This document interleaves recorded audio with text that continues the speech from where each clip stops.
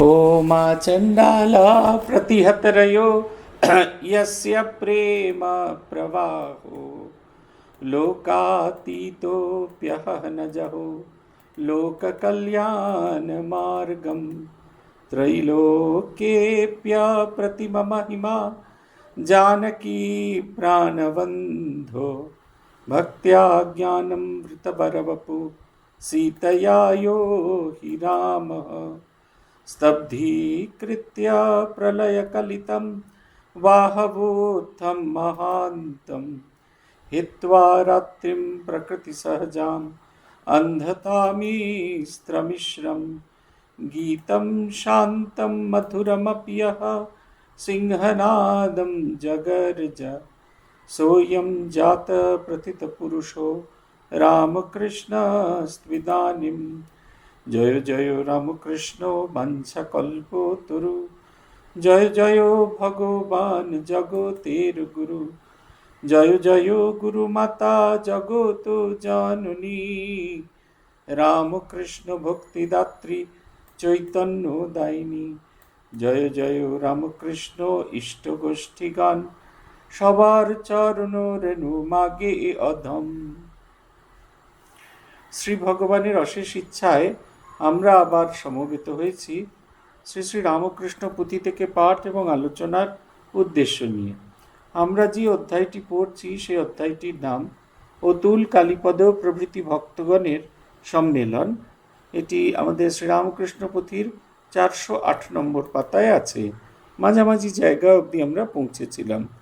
শ্রীরামকৃষ্ণদেব সেখানে কয়েকজন ভক্তের কথা বলেছিলেন। আমরা অনেক সময় ড্রেসড ভক্ত হয়ে যাই না, যে এরকম মানে আমাদের একটা ক্যাটাগরি করে থাকে, এরকম হতে হবে, এরকম আচরণ হতে হবে। আসল যে ভগবানকে চাইবার জন্য যে ভক্তিভাব, সেটা যে প্রয়োজন, সেটা শ্রীরামকৃষ্ণদেব বলছেন। একটি ঘটনা পূজ্যপাদ আত্মস্থানন্দজি বারবার দীক্ষার আগে ভক্তদের উদ্দেশ্যে বলতেন, দীক্ষার দিনও বলতেন। সেটা হচ্ছে মহাপুরুষ মহারাজের কাছে মন্ত্র দীক্ষা নিতে এসছেন একজন। মহাপুরুষ মহারাজকে তিনি জিজ্ঞাসা করছেন কি কি জিনিসের প্রয়োজন আছে। মহাপুরুষ মহারাজ বলছেন, প্রাণ আনতে পারো মা? প্রাণ, এই প্রাণটি ভগবানের কাছে আমার মন প্রাণ উজাড় করে নিয়ে যাওয়ার কথা। এইখানে আজকে যার গল্প পুথিকার বলছেন, তিনি পেশায় একজন বেশ্যা। শ্রীরামকৃষ্ণদেবের কাছে এসেছেন, হীন মূঢ় অধম জীবন যাপন করছেন। তার কথা তিনি শ্রীরামকৃষ্ণকে গান শোনাতে চেয়েছেন। জাগতিক নিয়ম মেনে ঠাকুরও ওই জানলার অন্যদিকে বসেছেন, যেখান থেকে তিনি গাইছেন। তার গান তিনি যত শুনছেন, ঠাকুর বলছেন, ওগো বাছা গাও গীত শোনাতে শ্যামায়। এই যে তাঁর এবং শ্যামা মায়ের মধ্যে যে কোথাও কোনো ফারাক নেই,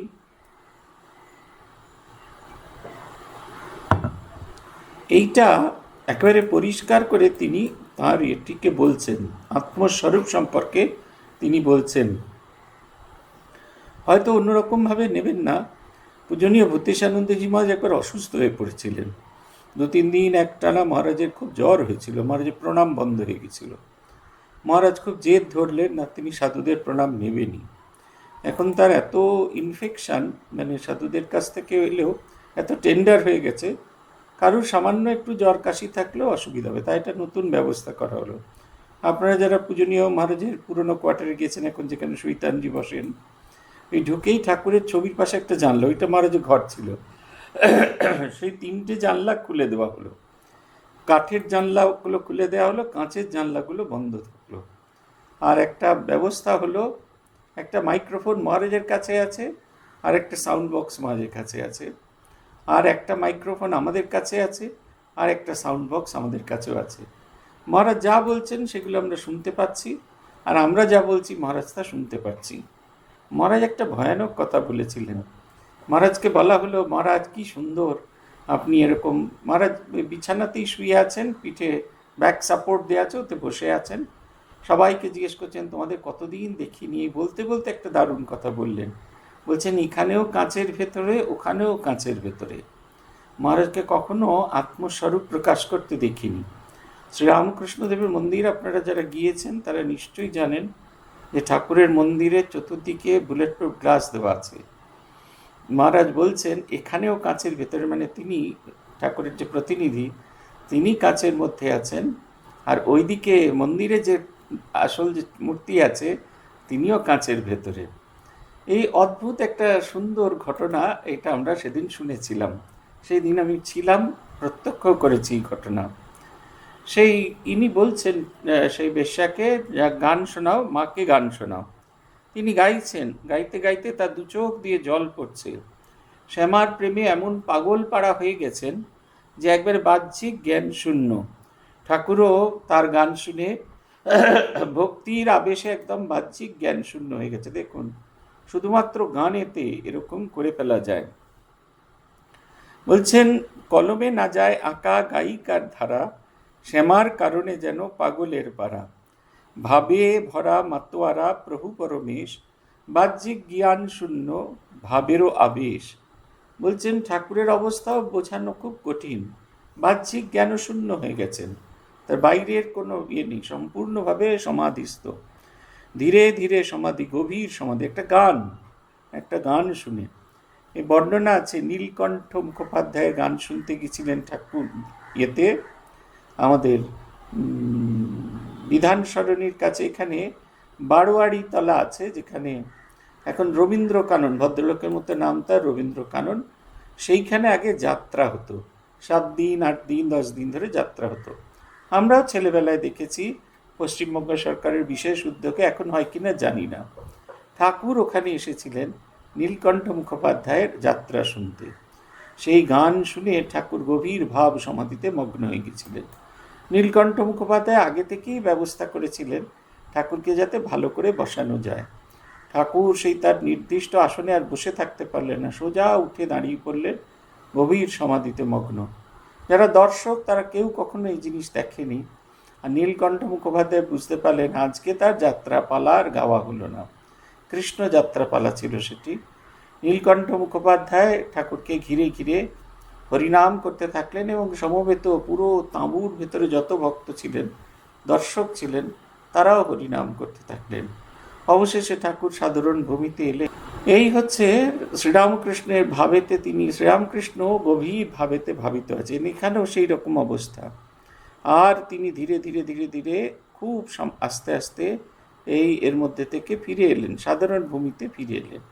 পুথিকার একটি অপূর্ব সুন্দর কথা বলেছেন যে ভগবান যার গান শুনে মোহিত হয়ে যান, ভগবান যার গান শুনে সমাধিমগ্ন হয়, তাকে তো শুধুমাত্র বেশ্যা এই আখ্যা দেওয়া চলবে না।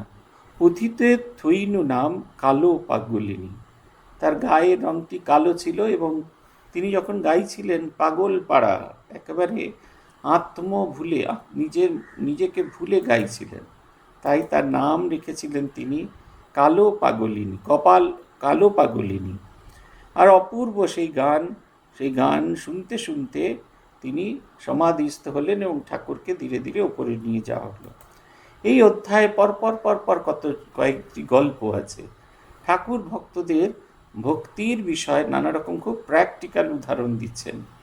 আমরা এরকমভাবে কখনো ভাবি না, ঠাকুর যেন সেই ভাবাটা আমাদের মধ্যে জাগ্রত করছেন।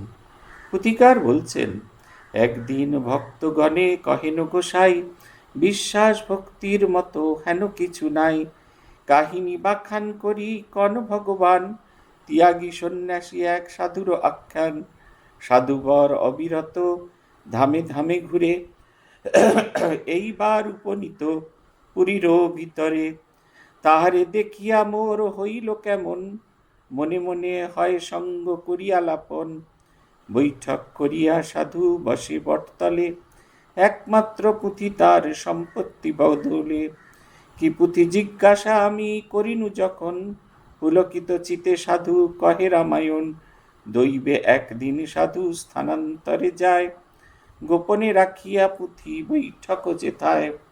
পুথিকার বলছেন যে ঠাকুর বললেন এক সাধুর গল্প। সাধু এসেছেন দক্ষিণেশ্বরে, তিনি এসে বটগাছের তলায় আসন করে বসেছেন। তার সম্পত্তি বলতে একটি গ্রন্থ, সেই গ্রন্থটি নিয়ে সেই সাধু ঘুরে বেড়ায়। ঠাকুর তাকে জিজ্ঞাসা করলেন, কিসের গ্রন্থ? উত্তর এলো, রামায়ণ গ্রন্থ। ঠাকুর জানেন তা সাধুর কাছে এই রামায়ণ গ্রন্থটি আছে এবং সে নিয়ে তার আর কোনো মত নেই। একদিন সেই গ্রন্থটিকে রেখে সাধু অন্যত্র গেছেন এবং অন্যত্র যাওয়া মাত্র কি হলো, পুথিকার লিখছেন, দৈবে একদিন সাধু স্থানান্তরে যায়, গোপনে রাখিয়া পুঁথি বৈঠক যেথায়, সময়ে পাইয়া আমি করি নিরীক্ষণ, বাহির করিয়া পুঁথি বসনে গোপন, যতই উল্টাই পাতা পুঁথি বরাবর, সব সাদা নাই মোটে কালির অক্ষর, একটি পাতার মধ্যে পড়ে গেল দেখা, একটি পাতার মধ্যে পড়ে গেল দেখা, এক ঠাই একমাত্র রাম নাম লেখা, কাহিনী সমাপ্ত করি ঘনপ্রভু রায়, মহাভক্ত সাধুবর ধন্য মানিতায়। এই যে ঈশ্বরকে চাইতে গেলে ঈশ্বরের শুধুমাত্র নামের একতানতা। আমাদের ইদানিং দেখছি কিছু ছেলেপুলেদের সঙ্গে কথা বলে দেখি,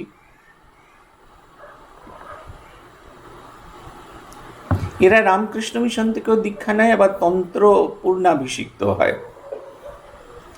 যে মন্ত্রটা তারা পান সেই মন্ত্রটার প্রতিও তাদের বিশ্বাস নেই, আবার যে পূর্ণাভিষেক হয়েছে তার প্রতিও কোনো বিশ্বাস নেই। কিরকম একটা খিচুড়ি একটা সাধন ভজন করতে থাকেন। কেউ কেউ আবার মঠ মিশনে আসা শুরু করেছেন তার গুরুকে সামনে রেখে তার যে ব্যবসায়িক পদ্ধতি সেগুলোকে ঠিকঠাক করবেন বলে। এরকম নানা রকম দেখতে পাই। এর অর্থ হচ্ছে সেই যে মূল যে শ্রীরামকৃষ্ণকে তাকে ধরা হচ্ছে না। এত জিনিস জোগাড় করে ফেলেছি, তার মাঝখানে কোথায় যে আমার ইষ্ট হারিয়ে গেছে সেইটা বুঝতে পারছি না। ঠাকুরের এই গল্প একটা ছবির মতো। ঠাকুর একদিন ঠাকুর কৌতূহলী ছিলেন। ওই গ্রন্থ, কি গ্রন্থ? এই গ্রন্থ যে রামায়ণ, এইটুকু সাধু তাকে বলেছিলেন।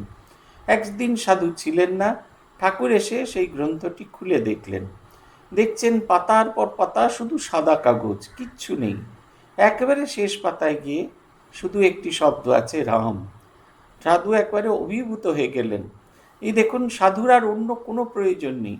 রামচন্দ্রকেই ছিলেন, তিনি কিভাবে সীতাকে বিয়ে করেছিলেন, কেমন করে লঙ্কায় গিয়েছিলেন, রাবণ বধ করেছিলেন, সীতাকে তিনি এনেছিলেন, এসব কোনো কিছুর প্রয়োজন নেই। রাম শব্দটা রম রুট ওয়ার্ড থেকে এসছে। এটার অর্থ হচ্ছে সুপ্রিম ব্লিস, এমন এক আনন্দ যে আনন্দ পেলে জগতের আর সমস্ত আনন্দ সাধারণ হয়ে যায়।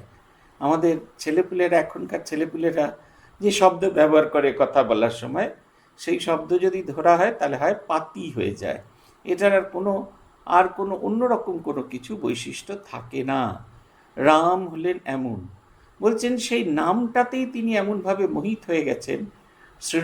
রামচন্দ্রের জীবনের আখ্যান কোনো কিছুই তার কাছে দাঁড়াতে পারছে না। তিনি যেন সেই ভাবটিতে সম্পূর্ণ ডুবে আছেন। তিনি আর জগৎ সংসারে অন্য কোনো কিছু ভাবতে পারছেন না। আমাদের একজন সাধু একবার একটি কেন্দ্রে বদলি হয়ে গেছিলেন। সেখানে বিধিবদ্ধ নিয়মকানুনে এই পূজা অর্চনা, ধূপ জ্বালা, এগুলোতে তার বারণ। আর সে ছোটো থেকে ওই সমস্ত পূজা অর্চনা সমস্ত কিছু করে, তার খারাপ লাগছে। কিন্তু যদি একটুখানি ভাবা যায় যে আমারই ইষ্ট, এতদিন আমি তাকে এই নানা ফর্মে ঠাকুর, মা, স্বামীজি, গুরু হিসেবে পুজো করেছি, মানেশ্বর শিব ভেবে তার মাথায় জল ঢেলেছি। এইবার তিনি চাইছেন নাম রূপের পারে গিয়ে তাকে চিন্তা করা। এইটা যদি ভাবেন, দেখবেন জীবন একটা অন্য গতি প্রাপ্ত হয়, ভীষণ রকমের অন্য গতি প্রাপ্ত হয়। তখন আপনার দেখবেন এসব ছবি টবি কিচ্ছুর প্রয়োজন হবে না। তখন যে নামটি পেয়েছেন সেটিকেই আনন্দময় মনে হবে। আমি যে অদ্বৈত আশ্রমে যাই কলকাতায়, সেখানে তো পুজো করার নিয়ম নেই, ছবি রাখারও নিয়ম নেই, এমনকি ধূপ জ্বালানোর নিয়ম নেই। যদিও আমায় ধূপ জ্বালানো নিয়ে কেউ কিছু বলে না, আমি ধূপ ঘোরাই না, শুধু ধূপটা জ্বালিয়ে একটা জায়গায় রেখে দিই। কিন্তু আমার নিজের ব্যক্তিগতভাবে মনে হয়েছে যে শুধু যে নাম পেয়েছি, সেটা নাম যেন জপ করতে পারছি, যেন আনন্দময় একটা স্থিতি রয়েছে। বলছেন সাধু তাঁর আর রামের জীবনের যে অন্যান্য ঘটনা এগুলো তার জীবনে কোনো গুরুত্ব নেই, একেবারে গুরুত্বহীন হয়ে গেছে। তার জীবনে এগুলো সব গুরুত্বহীন হয়ে গেছে। শুধু রাম চিন্তায়, রাম ধ্যানে তিনি মগ্ন হয়ে আছেন। পুথিকার বলছেন, দ্বিতীয় প্রসঙ্গ কিবা শুনো বিবরণ, পার্বতী মাহেশ দুহে কথোপকথন, দান হেতু স্নান হেতু সে সময় জাহ্নবীর জলে, ক্রমাগত শত শত নরনারী চলে, সম্ভাসিয়া গঙ্গাধরে মহেশ্বরী কন, জীবের গঙ্গায় ভক্তি হের পঞ্চানন, চলিতেছে অগণন নাহিক বিরাম, অতি ভক্তি সহকারে করিবারে স্নান, হাসিয়া মহেশ তবে করেন উত্তর, কজনায় স্নানে যায় ইহারও ভিতর, গণনায় বহু যায় সত্য বিবরণ, দেখিবে রহস্য যদি ধরো বচন। প্রতিকার বলছেন, একদিন শিব পার্বতী বসে আলাপন করছেন। দেখছেন অনেক মানুষ গঙ্গা স্নান করতে যাচ্ছেন। দেখে ভীষণ আনন্দে মগনা দেবী পার্বতী। তিনি শিবকে বলছেন, দেখছো দেখছো কত লোক গঙ্গায় স্নান করতে যাচ্ছে, গঙ্গায় কত লোকে স্নান করতে চলেছে। শিব বলছেন, হ্যাঁ গঙ্গায় স্নান করতে যাচ্ছে, সংখ্যাটাও অনেক বেশি, কিন্তু আদতে গঙ্গা স্নান কতজন করতে যাচ্ছে বলো দেখি, আদতে গঙ্গা স্নান করতে কতজন যাচ্ছে, এটা একটা ভাববার বিষয়। তখন শিব তাকে বললেন, এসো আমরা একটু ছল করি, ছল করে দেখে নিই আদতে কজন সত্যি সত্যি গঙ্গা ভক্তি রেখে, গঙ্গাকে বিশ্বাস করে তিনি পাবনী শক্তি, তার ভেতরে তাতে স্নান করলে, তাতে অবগাহন করলে মনের যাবতীয় পাপ দূরীভূত হয় এবং আমার ভেতরে পবিত্রতা এসে পৌঁছয়। বলছেন চলো আমরা একটুখানি পরীক্ষা করে দেখি। কি পরীক্ষা? সবাকারে গঙ্গা তীরে করিব শয়ন,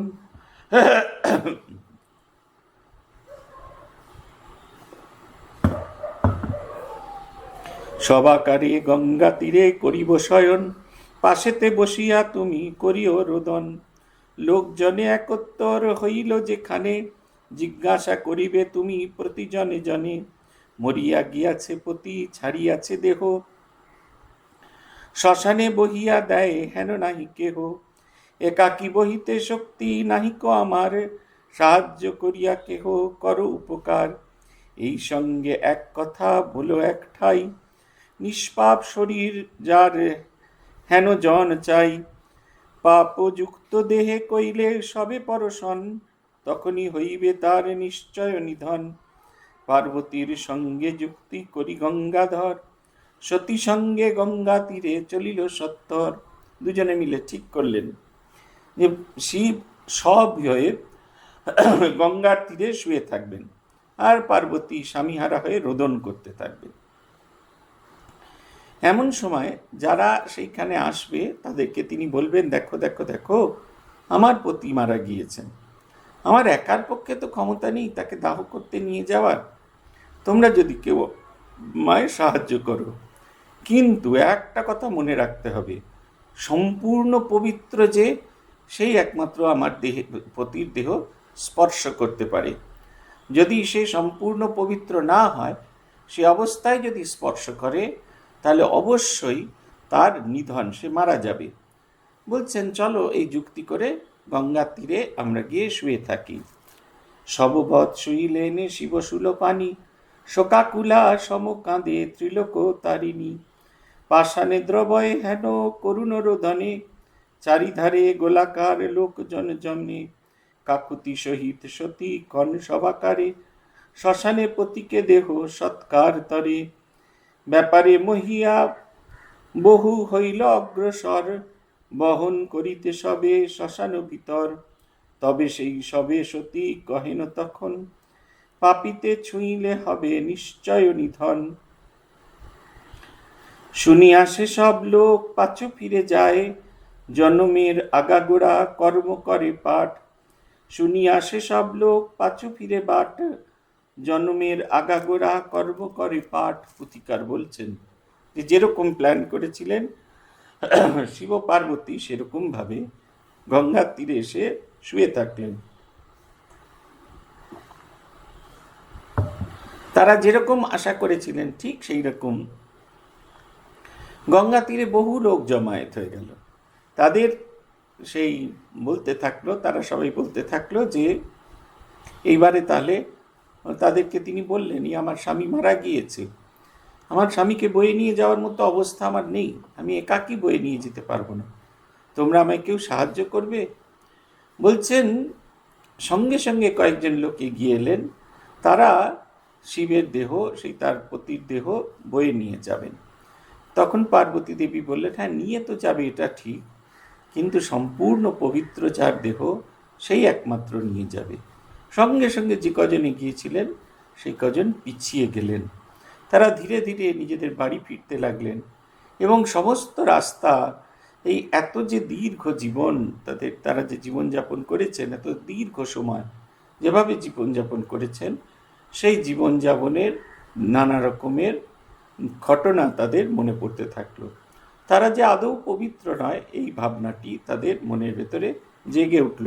এরা কিন্তু সবাই গঙ্গা স্নান করে এসেছেন, এইটাই হচ্ছে কথা। অগণন পাপাচার উঠে মনে মনে, সাহস না করে আর সব পরশনে, হেনকালে সেইখানে আসে একজন, বেশ্যার আবাসে নিশি করিয়া যাপন, কলুষ কলঙ্ক কাণ্ডে আজীবন ভরা, যথাবিধ পাপ কর্ম সব সঙ্গ করা, মূর্তিমান পাপাচার পাপেরও মূরতি, এক নামে জনে জনে ভুবনে বিদিতি। অগণন লোকজন দেখি একত্তর, বৃত্তান্ত জিজ্ঞাসা কইল সবারও গোচর, অগ্রসর হয় তবে অকুত সাহসে, যেখানে বসিয়া সতী পতির সকাশে। পার্বতীরে কহেন যেন বীরেরও আকার, শ্মশানে বহিয়া দিব ভাবনা কি আর, এত বলি ত্বরান্বিত দ্রুত পদে আসে, পতিত পাবনি যথা দ্রবময়ী বেশে, ডুবিয়া গঙ্গার জলে ফিরিল সেথায়, আর্দ্রবস্ত করে জল চুলেরও ডগায়, সুদীর্ঘ সবল বাহু করি প্রসারণ, তুলিবারে মহেশ্বরে করে পরশন, সবরূপী পরমেশ পরশের গুণে, সমুদিত দিব্য ভাতি যুগল নয়নে। পুতিকার বলছেন যে এমন সময় সেই জায়গায় এক মাতাল এসে উপস্থিত। সারাটা রাত সে বেশ্যাগারে ছিল, পাপের ভারে তার সারা দেহ একেবারে কলঙ্কিত হয়ে আছে। সেও দাঁড়িয়ে দাঁড়িয়ে শুনছে যে কি হয়েছে।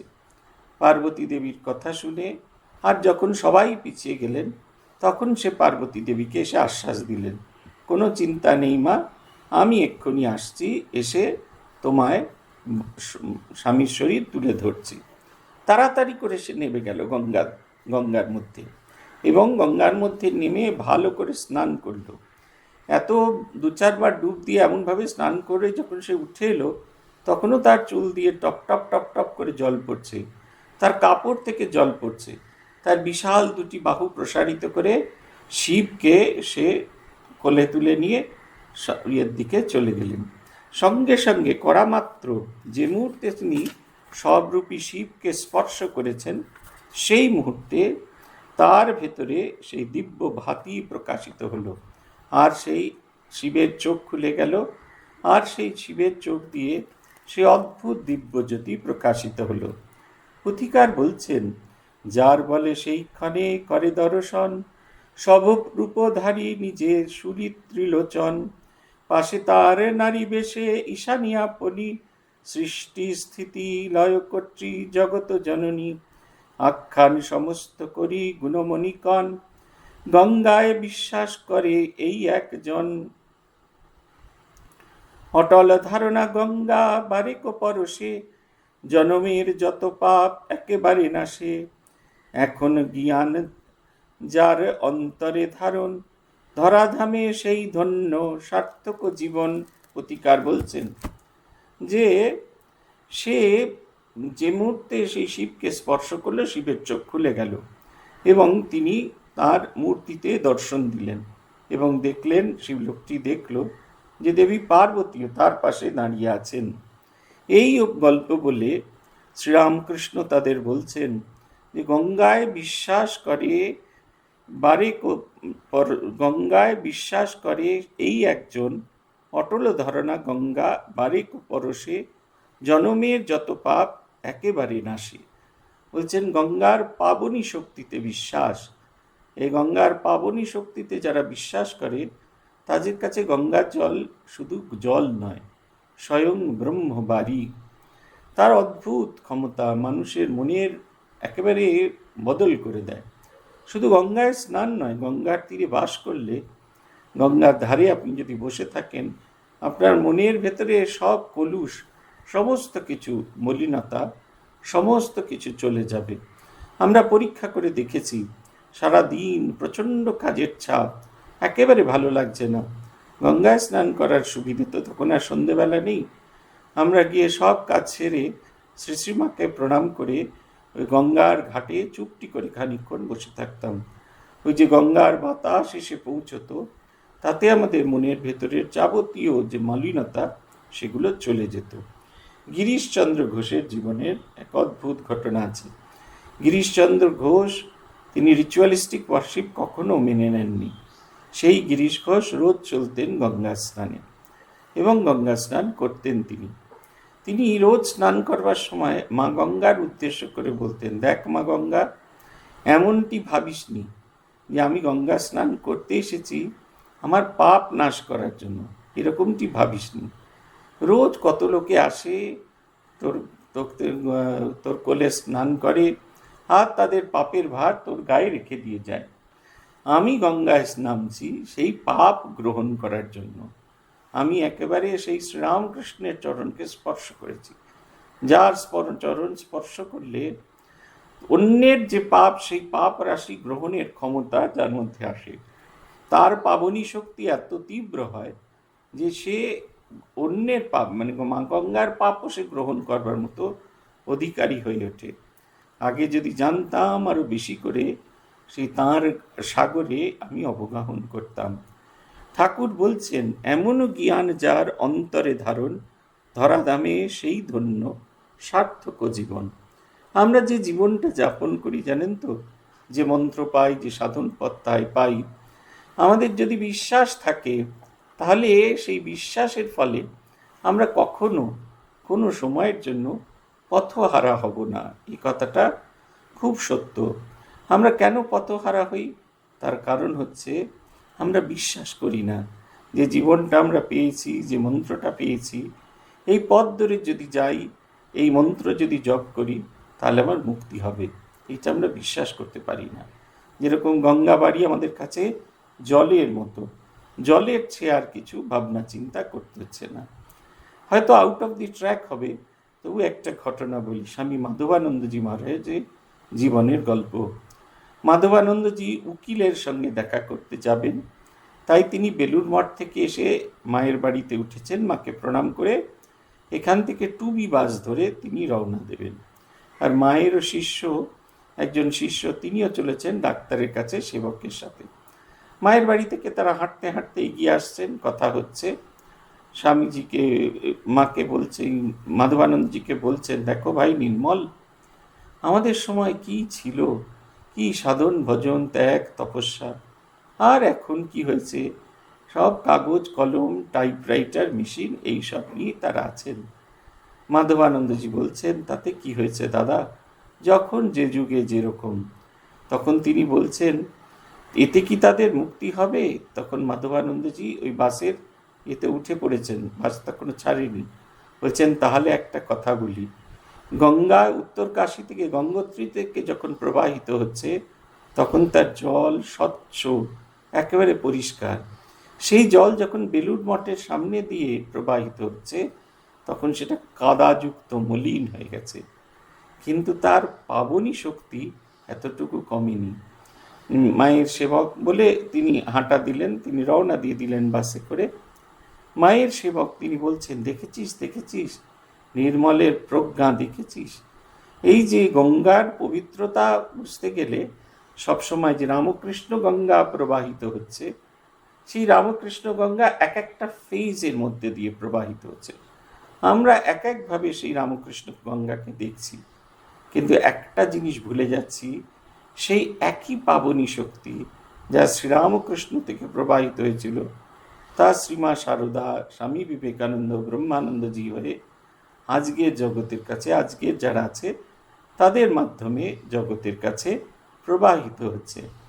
এই কথাটা যদি আমরা ভুলে যাই তাহলে কিন্তু খুব মুশকিল আছে। আরেকটি গল্প বলছেন, যেটি আমরা আজকে শুনব। পুথিকার বলছেন, তৃতীয় প্রসঙ্গ কথা শুনে তব বলি, গঙ্গাকুলে প্রাতকালে ব্রাহ্মণ মণ্ডলী, পরিপাটি বাচ্চাচার মহাড়ম্বর, নামাবলী ছিটাফোটা অঙ্গের উপর, পরিধান পট্টবাস আসন ঠসক, লম্বা প্রস্থ দীর্ঘ দীর্ঘ নাসায় তিলক, নাক টেপা করজবা প্রাতের করম, হেনকালে উপনীত আরেক জনেক ব্রাহ্মণ, বৃদ্ধ বয়স তার বেশ মোটামুটি, উদাসীন দেহে নাই কোনো পরিপাটি, ধূলি ধূসরিত পথ তীর্থ পর্যটনে, দুছোটে পুঁটুলি বাঁধা ধরা সাবধানে, ঘাটেতে পুঁটুলি রাখি দ্রুততর যায়, স্নান করিবারে বৃদ্ধ নামিল গঙ্গায়। পুথিকার বলছেন,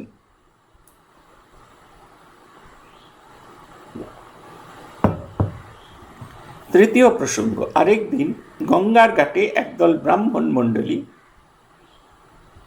তারা বসেছেন।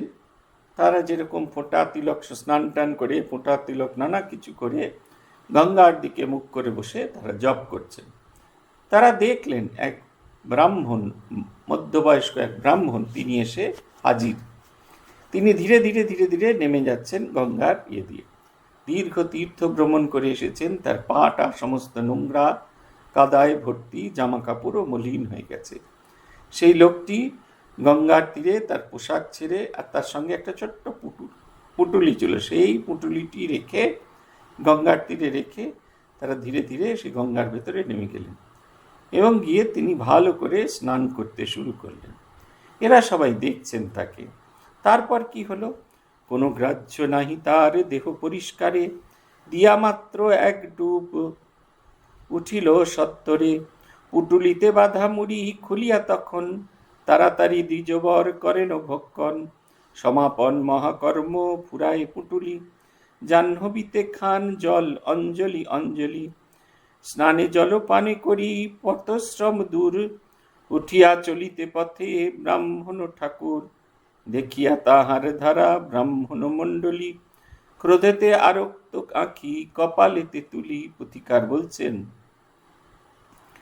যে তিনি কোনো রকম কোনো কিছু গ্রাহ্য করলেন না, ধীরে ধীরে গঙ্গায় নেমে গেলেন, ভালো করে ঘষে ঘষে স্নান করার বদলে একখানা ডুব দিলেন। গঙ্গায় ডুব দিয়ে এসেই কাপড় জামা পরিধান করে তার পুটুলিটি খুলে বসলেন। পুটুলিতে মুড়ি বাঁধা ছিল, সেই পুটুলি থেকে মুড়ি নিয়ে তিনি খপ খপ খপ খপ খেতে শুরু করলেন। খাওয়া যেই তার শেষ হয়ে গেল, তারপরে গঙ্গায় নেমে অঞ্জলি অঞ্জলি জল খেতে শুরু করলেন। খেয়ে সেই পুটুলিটি নিয়ে আবার যেরকম এসেছিলেন সেই রকমভাবে ফিরে যাচ্ছেন। যে ব্রাহ্মণেরা বসেছিল ঘাটের কাছে, যারা জপ ধ্যান করছিল, তাদের কাছে এটা খুব খারাপ লাগলো। তারা তখন বলতে শুরু করলো, ভীষণ ক্রুদ্ধ, তারা রেগে গেল। তারা বলছেন যে, এই কহিতে লাগিল দ্বিজে করি সম্বোধন, ও ঠাকুর তুমি নাকি জাতিতে ব্রাহ্মণ, স্নানান্তেও দ্বিজের যাহা কর্তব্যানুষ্ঠান, তিলেক আহ্নিক জব ইষ্টের ধিয়ান, কিছু না করিলে তুমি অতি কদাচারী, হইয়া জাতিতে নিজ যোগ্য সূত্রধারী, এত শুনি দ্বিজবর উতরিল তায়ে, প্রয়োজন যাহা মম হইয়াছে সায়, বাহ্য অবগাহে পবিত্র জীবনে, অন্তর হইল সূচি ব্রহ্মবাড়ি পানে, এত বলি প্রভুদেব কহেন উত্তর, কহেন তখন যথার্থ বিশ্বাসী এই বৃদ্ধক ব্রাহ্মণ। সে একদল পণ্ডিত যারা বসেছিলেন, যারা খুদ দেখতে বসেছিলেন, তারা বলে উঠলেন, হ্যাঁ হ্যাঁ, তুমি কীরকম ব্রাহ্মণ? ব্রাহ্মণের নিয়ম হচ্ছে স্নান টান করে আগে ইষ্টনাম করবে, খানিকক্ষণ ইষ্টমন্ত্র জপ করবে, তারপরে অন্যান্য কাজ করবে। তুমি এসব কিচ্ছু করলে না, একবারে চলে গেলে করতে, গঙ্গায় স্নান করে উঠেই খেয়ে ফেললে। তখন তিনি বলছেন যে স্নান করার উদ্দেশ্য, ইষ্ট স্মরণ করার উদ্দেশ্য ভেতর এবং বাইরে পরিষ্কার করার জন্য। আমার বাইরেটা অপরিচ্ছন্ন ছিল, আমার বাইরের অংশটা সত্যি সত্যিই অপরিচ্ছন্ন ছিল। সেই কারণে আমি গঙ্গায় স্নান করলাম। আর খাওয়া দাওয়ার পরে আমার ভেতরেরটা যে অপরিচ্ছন্ন ছিল, সেই ভেতরের অংশটা আমি করলাম, আমি গঙ্গার জল পান করলাম। গঙ্গার জল পান করার ফলে আমার ভেতরে বাইরে শুদ্ধ পবিত্র হয়ে গেল। আমাদের সাধন জীবনের এটাই জানেন তো মূল লক্ষ্য। নারায়ণের একটি স্তুতিতে বলা আছে যে নারায়ণের স্তুতি করলে বাহ্য অভ্যন্তর দুটি পরিষ্কার হবে। সবাহ্য অভ্যন্তর, তার নাম নেওয়া মাত্র, কিচ্ছু করতে হবে না, শুধু নাম নিলেই তার আমাদের মনের ভেতর এবং বাইরে দুটোই সঙ্গে সঙ্গে পরিষ্কার হয়ে যাবে। এই দেখুন, আমাদের ধর্মাচরণ শুধুমাত্র একটি আচরণের মধ্যে নিহিত নয়, একটা ছোট্ট জিনিসের ভেতরে নিহিত নেই। আসল তার ভাবটা আমরা কেমনভাবে সেটিকে গ্রহণ করতে পারছি, সেই ভাবটা ভীষণ রকমের ইম্পর্টেন্ট। এত সাধারণ এই ভাবগুলি, এগুলি না দেখলে বোঝা যাবে না। পূজ্যপাদ রঙ্গনাথানন্দজি মহারাজ তখন আমাদের প্রেসিডেন্ট। লখনৌ কেন্দ্রে মন্দির প্রতিষ্ঠা হচ্ছে। যারা পুজো করবেন সকালবেলা তারাও এসেছেন আমাদের সঙ্গে পূজনীয় প্রেসিডেন্ট মহারাজকে প্রণাম করতে। মহারাজ খুব খুশি, তিনি লখনৌ যাবেন। ছোট ছেলের মতো আমাদের বলছেন, জানো তো, I am going to Lucknow, do you know, I am going to Lucknow, there will be consecration of the temple. এই বলছেন, খুব আনন্দ করছেন। তারপরে যারা পূজারী তন্ত্রধারক, একজন প্রয়াত, একজন এখনো আছেন, তাদের দুজনকে উনি বলছেন, তোমরা simple will do simple worship, you will offer Thakur an orghya, then you will do simple worship, then after that do homa, and then offer food items, দুপুরের খাবার দেবে, ভোগারতি করবে, and then allow Thakur to take rest. তা তিনি, যিনি তন্ত্রধারক, তিনি আমাদের আচার্য ছিলেন। তিনি হাসছেন আর বলছেন, যিনি পূজারী তিনি এত সহজে ছেড়ে দেবেন? বলছেন, প্রেসিডেন্ট মহারাজ তো বলে দিলেন একটা অর্ঘ্য দেবে, তারপর সিম্পল ওয়ার্শিপ করবে, তারপরে ভোগ দেবে, তারপরে হোম করবে, তারপরে ঠাকুরকে একটু বিশ্রামে দিয়ে দেবে। বলছেন, যখন 3টে 3:30 বাজে বিকেলবেলা, তখন যজ্ঞ ডুমুরে ডাল ভাঙা হচ্ছে, তখনও কিন্তু পুজো চলছে। তারপরে 4টে 4:15 নাগাদ হোম পূজা সব শেষ হয়ে গেল। ওরা হোমের টিপ নিয়ে পূজনীয় প্রেসিডেন্ট মহারাজের সঙ্গে দেখা করতে গেলে। বলছেন, পূজনীয় প্রেসিডেন্ট মহারাজ এত বিরক্ত হলেন, উনি জিজ্ঞাসা করলেন, এখন এসছো হোমের টিপ দিতে, কখন শেষ হলো? তখন বললেন, এই মিনিট 15 আগে পুজো শেষ হলো। উনি বলছেন, তোমরা সারা দুপুর ঠাকুরকে একটু ঘুমোতে দিলে না? তোমরা কীরকম পুজো করো? What kind of worship you are doing? You didn't allow him to sleep. দেখুন, এইখানে তার কিন্তু এই বিধিবদ্ধ পূজা অর্চনা এগুলোর কোনো প্রয়োজন বোধ করছেন না। হৃদয়ে এমনভাবে ঈশ্বরকে তিনি ধারণ করেছেন যে এই বিধিবদ্ধ কোনো কিছু আর তার মধ্যে এফেক্ট করছে না। এটা হচ্ছে ধর্মের মূল কথা। স্বামীজি বলছেন না, রিলিজিয়ান ইজ রিয়েলাইজেশন, অনুভূতি ধর্ম। ধর্ম আচরণের মধ্যে নয়, ধর্ম আমাদের অনুভূতির মধ্যে। আমাদের যদি ঈশ্বরীয় অনুভব হয়, আশপাশের যে জীবনটা সেটা আপনা আপনি বদল হয়ে যায়, আপনা আপনি পরিবর্তন হয়। আমরা নিজেদের চোখের সামনে এই যে জিনিস দেখেছি, বারবার এই জিনিস দেখেছি, যে এই ধর্মাচরণ, সেই মানুষগুলোকে খুব সাধারণ অবস্থায় দেখেছি। আজ তারা অনেকেই ভাইস প্রেসিডেন্ট স্তরে উন্নীত হয়েছেন, কেউ প্রেসিডেন্টও হয়েছেন। তাদের দেখেছি একেবারে খুব সাধারণভাবে জীবনযাপন করেছেন, খুব যে জব করছেন, খুব যে ধ্যান করছেন কিছু, কিন্তু যে কাজটাই করছেন, সে রিলিফের বিজ্ঞাপনই লিখছেন, কিংবা চিঠি ড্রাফট করছেন, কিংবা মিটিং করছেন, সব কিছুর ভেতরে ভীষণ রকমের আন্তরিক, কোথাও কোনো ফাঁকি নেই। সর্বদা তারা বিশ্বাস করেন তারা শ্রীরামকৃষ্ণের সেবা করছেন, তারা শ্রীরামকৃষ্ণের কাজ করছেন। মন্দিরে পূজারী যেরকম ফুলবেল পাতা দিয়ে পুজো করে তার পূজা করছেন, ঠিক সেই রকমভাবে তারাও তাদের যে উপকরণ ঠাকুর প্রোভাইড করেছেন সেইটি দিয়ে তারা ভগবানের সেবা পূজা করছেন। শ্রী ভগবানের কাছে প্রার্থনা আজকে শেষ করার আগে, ধর্ম যেন আমাদের জীবনের আচরণ থেকে আমাদের জীবনের অনুভবে রূপান্তরিত হয়। আমরাও যেন অনুভব করতে পারি রিলিজিয়ান ইজ রিয়েলাইজেশন, ধর্ম অনুভবে। আজ এই পর্যন্ত। জয় জয় রামকৃষ্ণ বাঞ্ছা কল্প তরু, জয় জয় ভগবান জগতের গুরু, জয় জয় গুরু মাতা জগত জননী, রামকৃষ্ণ ভক্তিদাত্রী চৈতন্য দায়িনী। জয় জয় রামকৃষ্ণ ইষ্ট গোষ্ঠীগণ, সবার চরণ রেণু মাগে এ অধম।